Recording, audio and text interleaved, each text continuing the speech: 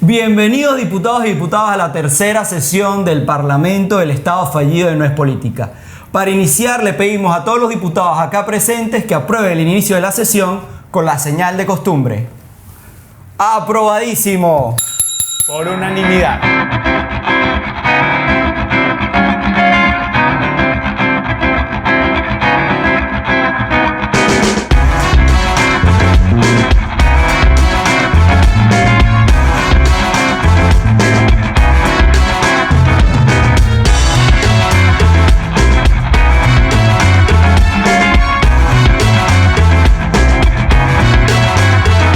Hoy estaremos hablando con el periodista Daniel Díaz Bizzi.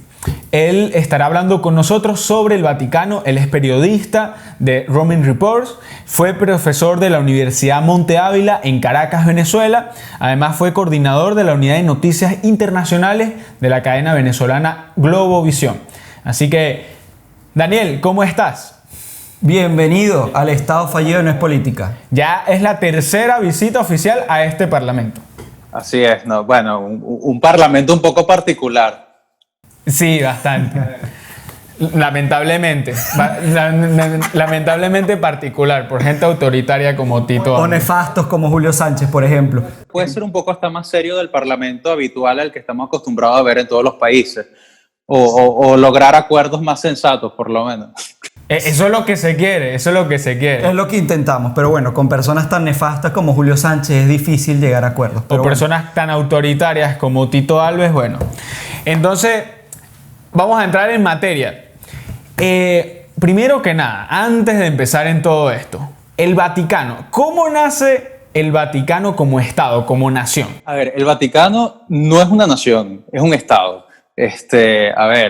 Recordemos que el Vaticano como tal no nace con el cristianismo, sino que poco a poco se va creando a lo largo de la historia unos territorios pontificios alrededor de Italia que fueron dados al Papa. El Papa pasa a ser una figura pasa a ser de un líder religioso a un jefe de Estado, un gobernante, si se quiere, poco a poco a lo largo de la historia, para no entrar en detalles porque la historia es larguísima y llena de muchas anécdotas, y bueno, allí se mezcla lo que es fe y poder, y más allá de todo eso fue hasta con Mussolini, si se quiere, que allí se firma el acuerdo de Letrán. ¿Por qué el acuerdo de Letrán? Porque fue firmado en la Basílica de Laterano. Allí recordemos que la Catedral de Roma no es San Pedro, sino San Giovanni in Laterano, que es donde antiguamente vivía el Papa. De este acuerdo, de esta pugna que había constantemente entre Italia y el Vaticano, entre la Iglesia y el Estado como tal, se pacta lo que es este acuerdo histórico, donde ya propiamente se fijan algunos límites del territorio pontificio.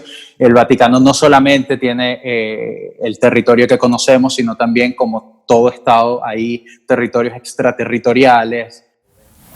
Daniel, hay algo que le llama la atención a muchísimas personas y es cómo es la composición de la estructura de poder de la Iglesia Católica, cómo es la estructura, cómo se maneja al interno del Vaticano, porque todos sabemos que tiene gran influencia a nivel político, a nivel internacional. Mira, es una estructura súper fácil, te lo explico a nivel de democracia.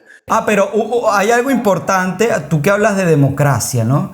Es algo complicado hablar de democracia y cuando el Vaticano es una monarquía absoluta, ¿no? Exactamente, ahí va. O sea, te voy a explicar el Vaticano para que nosotros lo entendamos en el idioma habitual de que estamos acostumbrados a escuchar. Entendemos que el Vaticano es una monarquía, pero para que sea fácil de entender, yo lo explico así.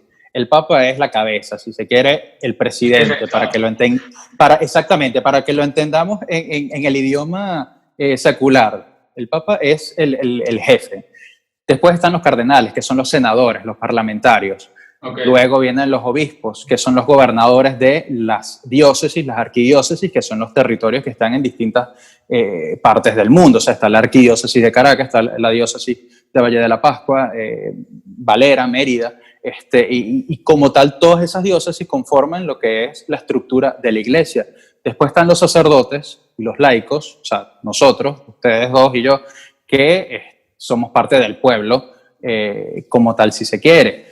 Y es muy importante lo que tú dices, cómo se organiza, porque la mano derecha de los papas siempre son los cardenales, que son estos senadores, si se quiere, el antiguo senatus, que son los que asesoran al Papa en distintas áreas. O sea, vemos que dentro del Vaticano, más allá de fijar una posición en ciertos puntos, vemos que están las congregaciones que podemos llevarlas a nuestro aspecto secular como los ministerios.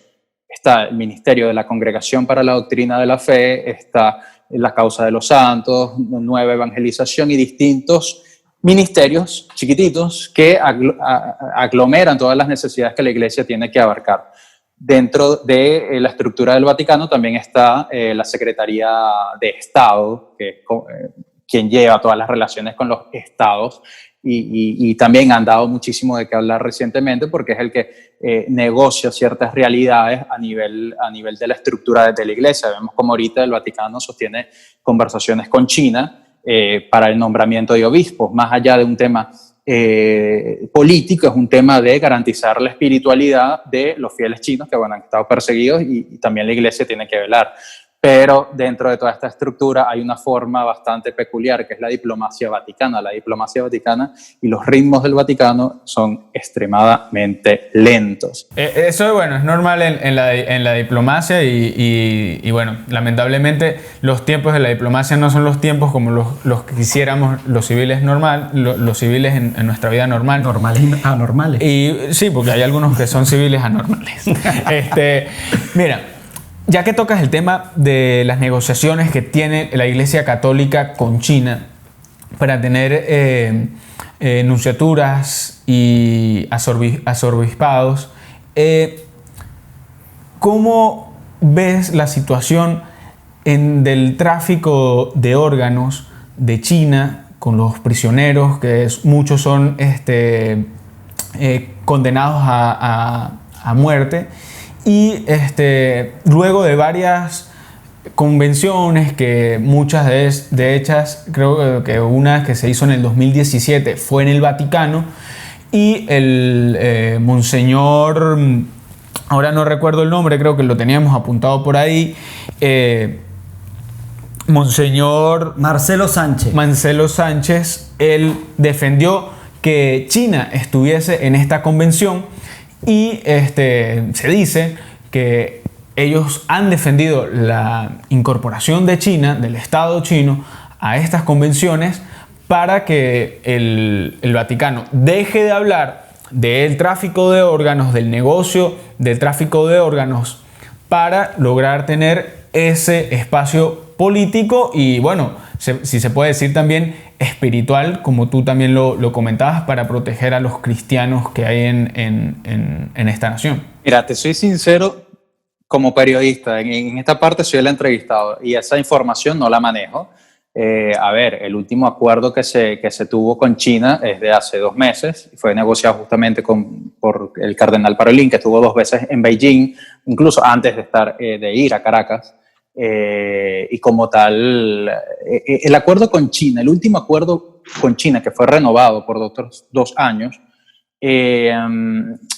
suscitó muchísima conmoción acá en Roma. Inclusive Pence, Mike Pompeo visitó por esos días Roma recientemente, el mes pasado, recuerdo, que no fue una visita como se quiere transmitir en algunos medios, no fue una visita para buscar apoyo del Papa para las elecciones, simplemente la Embajada de Estados Unidos ante la Santa Sede todos los años realiza una convención con distintos especialistas para hablar del tema de la persecución religiosa, y el año pasado y este año justamente Mike Pompeo vino a Roma y cuestionó mucho, puso en tela de juicio el papel moral de la Iglesia si renovaba este acuerdo. El Vaticano ha dicho que no fija aspectos políticos, o sea, el interés de ellos no es de tema político. Más allá de, bueno, habría que ver el contexto de esas declaraciones, pero... Claro, al final se dice que no se interesan por temas políticos cuando al final el Vaticano y la Iglesia termina siendo también un ente político, ¿no? Estamos hablando de una institución que nunca ha cambiado su mensaje. El mensaje es el Evangelio, pero como tal, a nivel de estructuras, vemos cómo el Papa Francisco, desde que llegó, está trabajando en la nueva Constitución Apostólica. Que eso tiene algo que ver con la reforma de la curia. Claro, exactamente. ¿Nos podrías cortamente explicar de qué se trata esta reforma? Cortamente, vamos a tratar. A ver, te explico. El Papa Francisco, desde que llegó al Vaticano, ha suscitado mucha, si se quiere, a ver, hay medios que hablan de una guerra interna, pero a ver, las guerras contra los papas siempre han existido a nivel mediático. Hay unos que están a favor de una cosa, otros que están en contra de otra cosa, pero a ver, ya le pasó a Juan Pablo II, le pasó a Benedicto XVI, y lo que va adelante es el Estado, es la institución, mejor dicho, que es la Iglesia. El Papa está trabajando desde hace bastante tiempo en la nueva Constitución, que no es nada fácil. Ya se han dado algunos pasos, como en el IOR, que es el famoso Banco del Vaticano. También a nivel de las comunicaciones del Vaticano se llevó una reestructuración que inclusive por primera vez en la historia el prefecto del Dicasterio para la Comunicación, el Ministerio para la Comunicación, es un laico, y también en otras estructuras, pero claro, es un proceso muy arduo que, bueno, se espera posiblemente que a final de este mes de noviembre tengamos alguna novedad. Inclusive, este es un análisis personal, podríamos tener alguna sorpresa con el tema del pontificado y una propuesta que Pablo VI hizo en su tiempo durante el Concilio Vaticano II, que el Papa a los 85 años de edad pudiese dimitir su pontificado. Ojo, este es un análisis personal. O sea, que en pocas palabras, sería como un tercer Concilio Vaticano II, disculpa si... No. O sea, a ver, el Concilio Vaticano II inclusive designa o discute temas dogmáticos más allá de temas políticos. Entonces, allí no se va a definir nada. O sea, vemos como el Concilio Vaticano II en su tiempo tocó la homosexualidad, que hay 3 puntos del Catecismo de la Iglesia Católica que hablan de este tema, y no es una realidad ajena más allá del drama de los abusos que ha golpeado fortísimo a la institución. Y vemos como día a día se siguen dando pasos para sanar, si se quiere, esta herida, pero claro. Daniel, y ahora que tocas este tema de la homosexualidad, eso siempre ha sido un tema bastante delicado en la Iglesia, ¿no? Específicamente en la Iglesia Católica. ¿Tú consideras, y tú que, bueno, has vivido estos últimos años allá, la Iglesia desde adentro, has notado que quizás la postura de la Iglesia ante ese tema ha cambiado, ha evolucionado, ha mejorado, o se mantiene de la misma manera? Mira, te soy sincero, estamos hablando de homosexualidad, no de los abusos como tal. Si quieres, el tema de los abusos lo tratamos más adelante. Pero el tema de la homosexualidad, la postura de la Iglesia no ha cambiado. O sea, a ver, si vemos el último catecismo de la Iglesia Católica, es la actualidad del mensaje que se dice. Recientemente escuchamos las declaraciones del Papa Francisco que se vendieron por todo el mundo como una innovación, y no fueron una innovación. Se trató de una entrevista que una colega hizo hace un par de años, que el director de este documental obtuvo y picó. Digamos, a ver, el Papa Francisco ya lo ha dicho muchas veces. Inclusive recuerdo cuando yo hice mis primeras pasantías en Río de Janeiro, que en el primer viaje internacional del Papa, que encima del avión dijo, o en el avión, encima del avión. Encima del avión, caramba. Encima del avión, concha, le echamos el Papa encima. Bueno, agarrado ahí de Dios. No, pero bueno, te entendimos, Daniel, te entendimos. A ver, en el avión dijo que quién era él para juzgar a un homosexual, y el mensaje de la Iglesia es ese. El mensaje de la Iglesia es, o sea, no hay que juzgar, no hay, a ver, Jesucristo resumió todos los mandamientos de la Iglesia en uno: amar al prójimo, o sea, entonces de allí se basa también el mensaje de la actualidad de la Iglesia. No es una cosa de buscar posturas a favor o en contra. El mensaje de la institución es una. A ver, que hay personas que son más radicales de otras, que tienen sus posiciones más radicales que otras. ocurre, pasa en el islamismo también, pasa a menor escala en el catolicismo. Claro, pero, o sea, sientes tú que estás dentro del tema de las comunicaciones sociales, de la comunicación del Vaticano, sientes que ha habido un poco de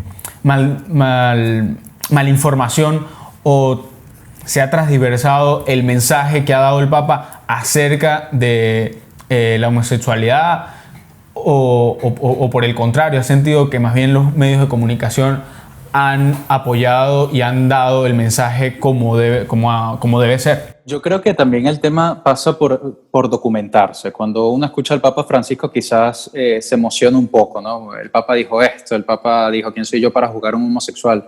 Pero también está el tema de el periodista. O sea, yo siempre he dicho que el buen periodista tiene que saber de todo, de religión, de cocina, de deporte.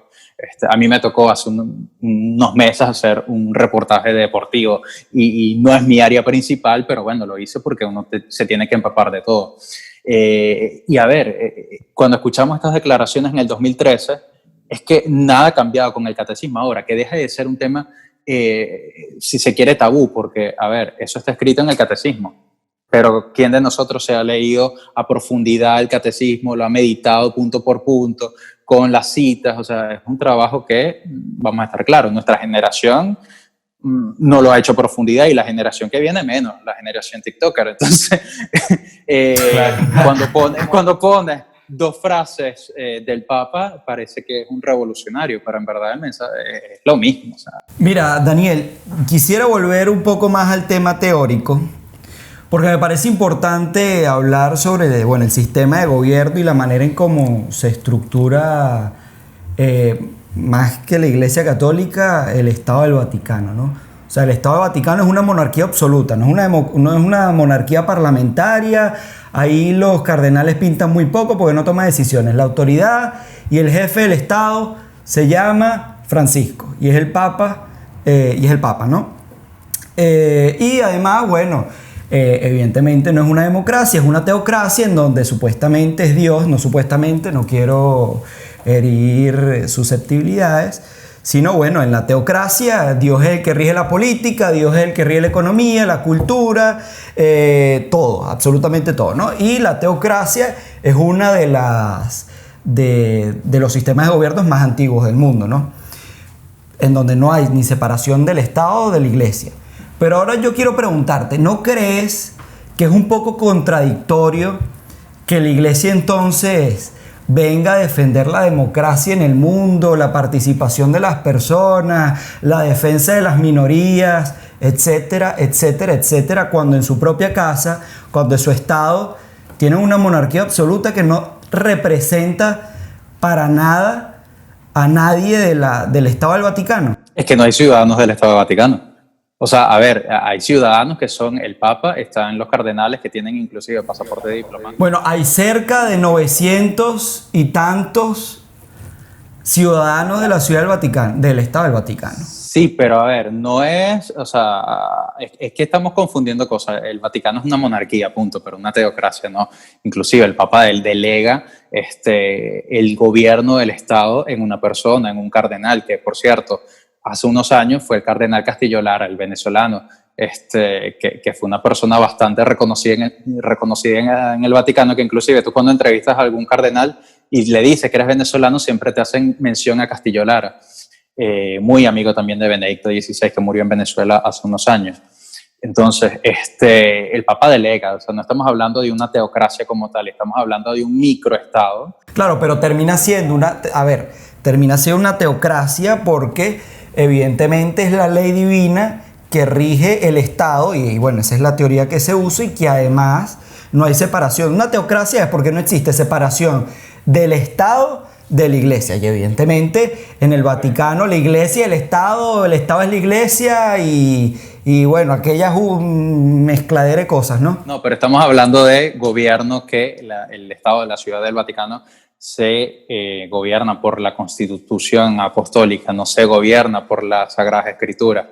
Entonces allí hay un punto de que la teocracia no es aplicable. O sea, Son cosas distintas. O sea, no estamos hablando de que la Constitución Apostólica son los 10 mandamientos más el último mandamiento de Jesús. Estamos hablando de que hay unas ciertas medidas, hay un tribunal inclusive del Estado del Vaticano que ha dado ejemplo juzgando un caso de abuso sexual en estos momentos. Porque, a ver, muchas veces cuando hablamos de la Iglesia, no nos imaginamos que hay muchas estructuras chiquitas. ¿El Papa quién es? El Papa es vicario de Cristo. O sea, el Papa tiene una serie de títulos que más allá de todo se resume en obispo de Roma. Caramba, yo ni licenciado soy. Eso es por otras cosas, Tito, es que eres lentico. Pero, el tema más allá de todas estas cosas es que el Papa es obispo de Roma y cada territorio de la Iglesia tiene un jefe. ¿Me entiendes? Que nosotros como católicos pensamos, tenemos la fe de que la cabeza de la iglesia es Pedro, porque así lo dijo Jesús, y el sucesor de Pedro es el Papa Francisco, y San Pedro está enterrado en la Basílica de San Pedro, según la tradición, bueno, según distintos hallazgos. Es una cosa que hay que estudiar. Y ya que estábamos hablando del Concilio Vaticano II, hay un capítulo del Concilio Vaticano, del Gaudium et Spes, que habla sobre el deber de la Iglesia Católica en los asuntos del bien común, como por ejemplo la política. Y en esto quiero hacer énfasis porque muchas personas, que con las que uno habla y todo esto, dicen, sí, bueno, hablo pero todos los días sobre el Concilio Vaticano seguro. Con no todos mis amigos, con todos mis no amigos. del Gaudium. Los documentos. Sacas los documentos, los desempolvas. No, lo que quería decir era, mucha gente pregunta, bueno, ¿por qué la iglesia a veces entra mucho en temas políticos que quizás no tienen nada que ver con la religión? Por ejemplo, creo que fue en el problema bélico, un problema bélico que tuvo Argentina con Chile. Pero creo que fue el conflicto. Confirmo que fue el conflicto de Viagels en 1971 con el Papa Juan Pablo II. Mediaron entre Argentina y Chile. Ahora están los conflictos de Nicaragua, el conflicto de Venezuela y los conflictos de Medio Oriente, con la persecución, como ya lo indicaba Daniel, de cristianos, también en China, en países asiáticos. Ahora, Daniel, ¿tú cómo evalúas el papel del Estado del Vaticano en esta mediación de conflictos? Sí, o sea, y utilizaste una palabra con la que hay que tener mucho cuidado y recalcarla, es mediación.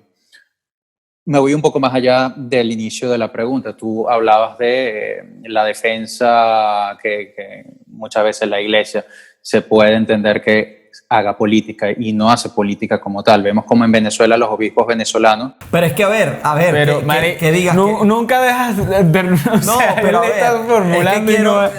que termine de formular lo que quiera. Okay. Pues yo quiero resaltar algo porque él dice que la iglesia no hace política, pero es que todos los seres humanos hacemos política.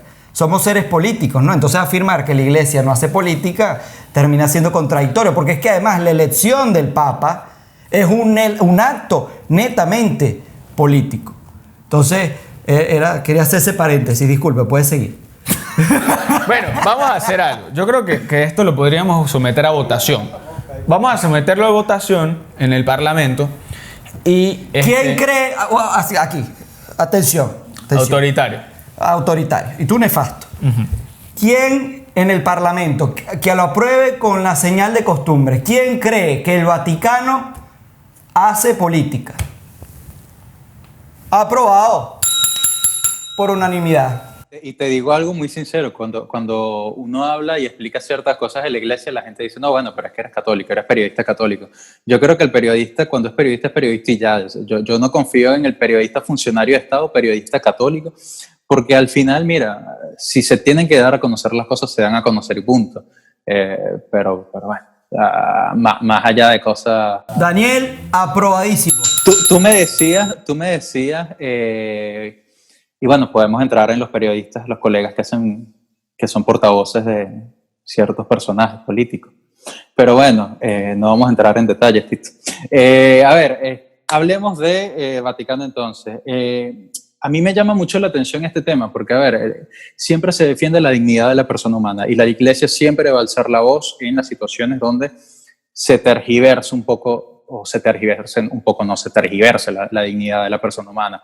A ver, si hay temas de violación a los derechos humanos, si está el tema Nicaragua, el tema,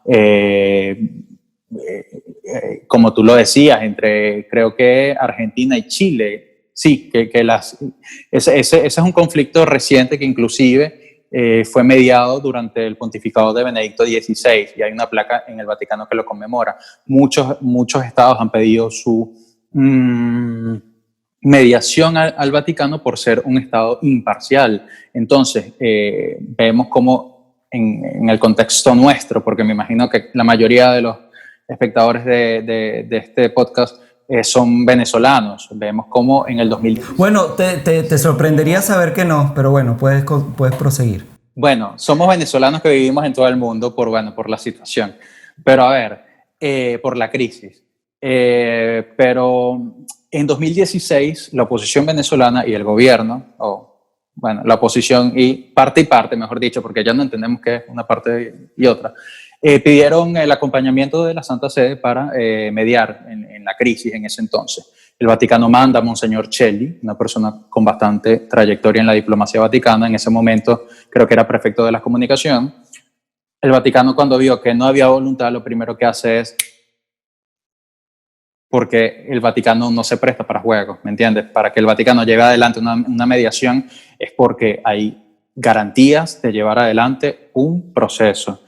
Que la Iglesia venezolana, que el Vaticano, mejor dicho, no la Iglesia venezolana, el Vaticano pueda mediar en la crisis venezolana, seguramente, estoy casi seguro que pueden estar dispuestos, pero claro, hacen falta las bases sólidas para mediar, y más allá de eso, vemos cómo el Vaticano inclusive a través de Cáritas está desarrollando una labor impresionante para apoyar los hospitales venezolanos que no tienen recursos a través de donaciones, inclusive plantas eléctricas.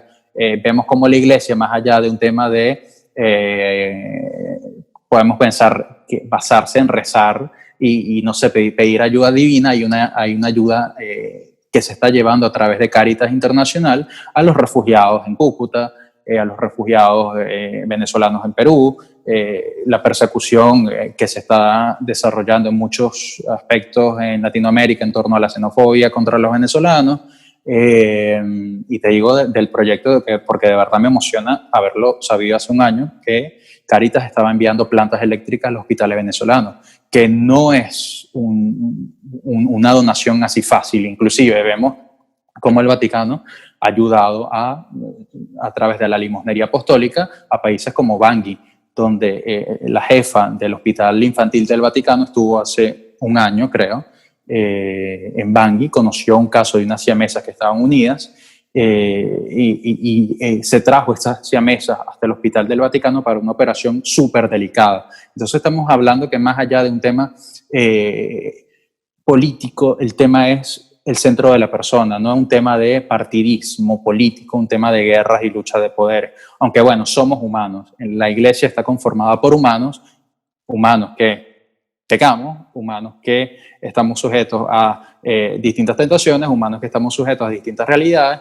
y que, bueno, como justamente también los apóstoles luchan por cada día ser mejores y llegar a la santidad, porque santos en este mundo no hay. Entonces, mira, para cerrar más o menos el tema ya de la mediación que ha tenido el Vaticano en Nicaragua, porque también hay que... Hay que mencionarlo, o sea, el Vaticano no solamente ha estado recientemente en mediaciones entre el Estado, digamos, el régimen tirano de Venezuela y la oposición venezolana, sino también lo ha estado en Nicaragua entre el gobierno de Daniel Ortega y la oposición. Que también es un régimen tiránico. Y que de hecho esta mediación... si mal no recuerdo, creo que fue en la sede de la Conferencia Episcopal de Nicaragua o en un seminario de la capital de Nicaragua.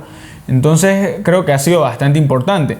Pero entonces esto nos indica que esos rumores que se han dado alrededor del Papa Francisco, que es de tendencia comunista, que es muy cercano a gobiernos como el de Cristina Kirchner, el de Evo Morales, el de los Castro en Cuba, es falso. Mira, te soy muy sincero y a mí me da un poco de risa porque, a ver, el Papa nunca tiene una posición política como tal. En Francisco hemos visto que el mensaje del pontificado cambió radicalmente. Estamos hablando de un pontificado que dejó de ser, si se quiere, de tener esa magnificencia, ese esplendor que vimos con Benedicto XVI, donde pudimos meditar muchísimo en torno a la importancia de tener una cabeza en la iglesia, porque cada papa yo creo que tiene un significado. O sea, con Juan Pablo II vimos uno, con Benedicto otro, con Francisco estamos viviendo otro. ¿Qué pasa? Es falso totalmente que sea comunista. Recordemos que Cristina Kirchner nunca quiso recibir al arzobispo de Buenos Aires, que es el papa ahorita. Nunca lo quiso recibir en audiencia privada. Y una vez que era papa, Cristina Kirchner viajó más de una vez a ver al papa. El papa, evidentemente, la recibía, pero más allá de eso, el papa se reúne con Lula, pero también se reúne con Pompeo el año pasado. Este año no decidió reunirse con Pompeo por un tema político, porque había una elección de por medio. Entonces, una foto con el papa puede implicar mucho. Entonces, este año el Vaticano decidió que el encuentro fuera con su homólogo, es decir, con el secretario de Estado Vaticano y no con el Papa. Vemos cómo se reúne con Putin. La primera audiencia que yo cubrí aquí fue cuando vino Putin a Rusia, pero también se reúne con Trump, se reúne con líderes de izquierda y derecha, se reunió con Pedro Sánchez, también se reúne, Bueno, pero cuando se reúne con Trump tiene una cara y cuando se reúne con Pedro Sánchez tiene una cara completamente diferente. Mira, yo te digo, yo como comunicador, la cara de Francisco, y porque conozco muchos amigos de él en Buenos Aires, y no es muy fotogénica que se diga. Al Papa no le gusta ese protagonismo. O sea, al Papa no le gusta tomarse fotos. Quizás en una audiencia, y lo hablaba con un fotógrafo, el fotógrafo más joven en el Vaticano, tú lo ves en una audiencia con la gente y es un rostro lleno de energía. Lo ves con un político y ya es como, bueno, que estamos. Pero bueno, es un papel que le toca llevar adelante. Más allá de los temas que se puedan hablar en esa audiencia, eso no se sabe. O sea, es mentira que un periodista te diga, habló con Lula de esto y de esto, habló con Trump de esto, porque eso son información exclusiva del Vaticano, donde te digo, yo he cubrido visitas oficiales de jefes de Estado y los periodistas solamente estamos menos de un minuto inclusive para tomar una foto, o quizás solamente en el momento que entregan los regalos, que es algo que, bueno, en la diplomacia siempre se ha hecho históricamente, pero más allá del tema de la conversación, una reunión. Una visita papal. Sí, visita apostólica. Hemos visto cómo inclusive ha creado cardenales, ha ingresado al colegio cardenalicio, personas de países que, te soy sincero, más de una vez me ha tocado buscar en el ACLA para ver dónde está ubicado. Mira, Daniel, ya para ir cerrando, bueno, hemos hablado ya de muchos temas de política del Vaticano y bueno, también nos hemos ido a otros temas, pero para Daniel, periodista de Roman Reports, el que cubre el Vaticano, ¿qué considera que no es política? Ir en contra de la dignidad de las personas humanas. O sea, porque el centro de la política tiene que ser siempre la persona humana. Si pierdes ese enfoque, es que no haces política. Haces cualquier cosa menos política. Si no ves el enriquecimiento a nivel humano, el enriquecimiento a nivel de virtudes de la persona, más allá de un partido u otro, yo creo que allí no hay política. Hay otro sistema que lo puedes catalogar como tú quieras, pero sería una pérdida de la naturaleza de la política. Daniel, desde el Parlamento de No es Política, aprobamos lo que para ti no es política. Entonces vamos a iniciar con esta sesión que nosotros hemos bautizado Un poquito de por favor. Daniel, para esta sección, porque es una sección que es parte de la sesión. Exacto. Exactamente. Te queremos hacer una pregunta. Imagínate que tú estás siendo asesor de la parte de comunicaciones del Papa, ¿cierto? Y están buscando mejorar la popularidad de la iglesia, de la llegada de la iglesia y del catolicismo a las comunidades y a los jóvenes. Te damos 3 opciones, a ver si nos puedes ayudar a seleccionar la mejor. La primera opción es que el Papa se abra una cuenta de TikTok, porque bueno, estamos en el año del TikTok. La segunda opción es que le pongan arequipe o dulce de leche, dependiendo del país, a la hostia, y así la gente vaya a la iglesia y reciba el cuerpo de Cristo.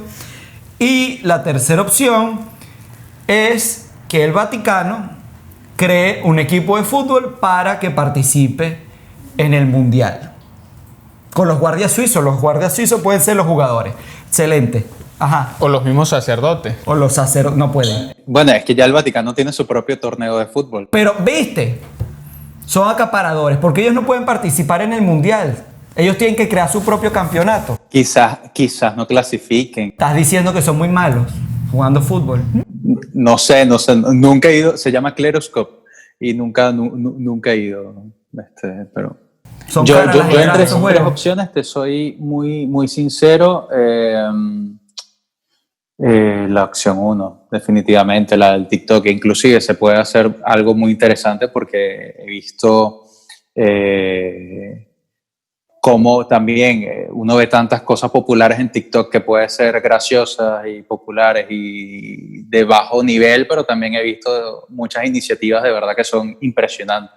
Entonces, bueno, quizás abrirse un TikTok, el primer papa TikToker. Benedicto XVI fue el papa del Twitter y bueno, Francisco puede llegar a TikTok, ¿quién quita? Hay que enviar una carta. Bueno. Dirigida a la ciudad del Vaticano. Le puedes escribir al Papa cuando quieras. Hay una dirección donde tú le puedes mandar una carta si quieres. ¿Y tú crees que me responda? Mira, no sé.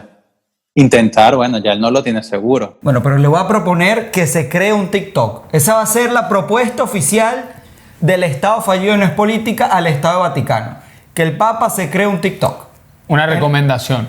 Ya que tú estabas comentando que cubrías que cubres cuando llegan las visitas de los jefes de Estado y todo esto, ¿cuál fue el jefe de Estado que más energía o que vibra te generó? ¿Mejor o peor? Sí. ¿Sí que? ¿Mejor o peor? Sí, simplemente energía. Yo creo que, claro, también fue mi primer evento, mi primer evento como un presidente fuera de Venezuela. Cuando llegué a Roma, yo creo que Putin, cuando ves llegar a Putin y pensar en todo lo que representa, para bien o mal, es una figura que te impresiona.